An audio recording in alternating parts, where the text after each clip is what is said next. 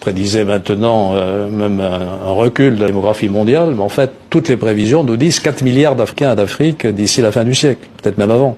Et donc, si nous voulons maîtriser les mouvements de population, il n'y a pas d'autre solution que de développer avec l'Afrique un partenariat, et quand je dis partenariat, ça veut dire d'égal à égal, qui nous permette de favoriser le fait, ce qu'attendent tous les jeunes Africains, c'est-à-dire rester au pays pour y vivre et y travailler.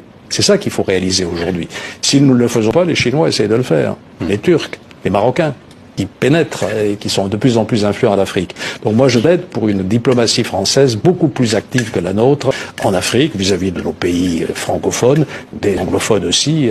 Sachant que la France-Afrique, maintenant, est un peu supplantée par la Chine-Afrique, la Turque-Afrique, la Maroc-Afrique, etc., etc. Le Maroc, c'est l'Afrique encore. Oui, mais c'est fait exprès, parce que le Maroc, c'est l'Afrique, mais le Maroc qui s'investit en francophone, en Afrique francophone, est en train de faire quelque chose d'absolument extraordinaire. Ce sont des concurrents par rapport à la France qui sont très forts.